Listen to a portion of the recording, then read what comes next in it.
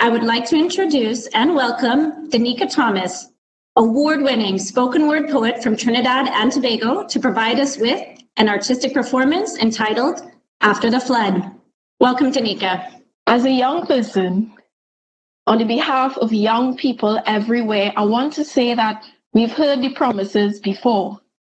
I want to say that the sound of change songs, sometimes songs like a song on repeat, I feel like in some places, after we've heard the song sung 100 times, the words start to mean nothing at all, or as my mother used to say, fall on deaf ears. We have to find new and creative ways to make a change, to be a strong enough force to fix all that is critical to the survival of our planet. What if we consider the current state of affairs where the climate is concerned, a flood?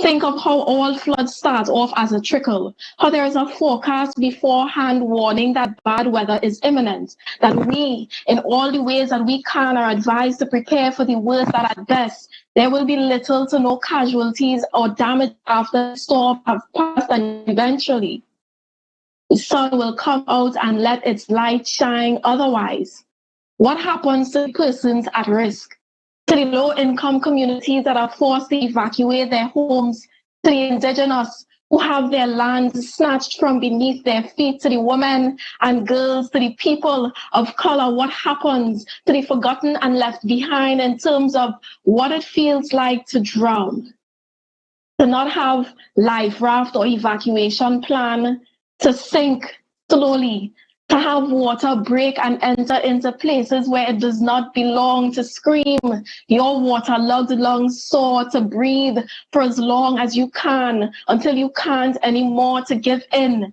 to give up hope? What about the conversations we've been having forever?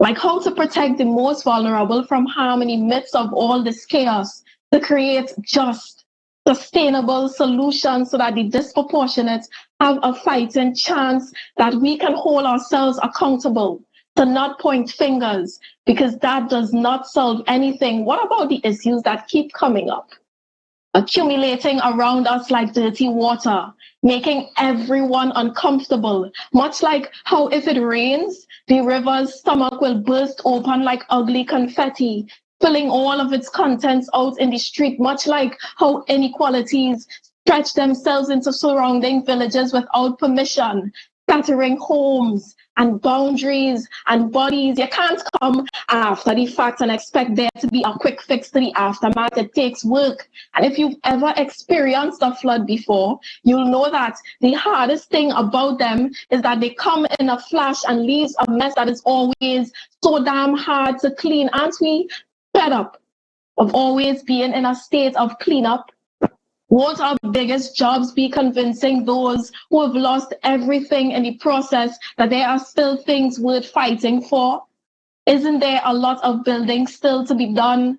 Are we not just scratching the surface? Some floods so deep we need a good arc to get through them. How can we breathe new life into our shortcomings, build our natural assets, mop up the excess ocean, teach our populations how to do more than just float, teach them every stroke ever invented? Because in terms of having the resources to fight this, so many of us do not know how to swim. Know that the flood reference here is just a metaphor, that the figurative tsunami that we're all standing in is a shifting tide and it needs urgent action. This is how we overcome: through collaboration, through alternative energy resources, through correction, through embracing the storms like the fearless assembly of change makers that we are, through sticking to the commitments made to be more than just talk, to get our hands dirty, to be more present than before, to check the tolls and see where we need to pick up the slack, see what areas need reinforcements, to repair the damages, to put new coats of paints over the mud-stained walls, because this is how we save our planet. Thank you.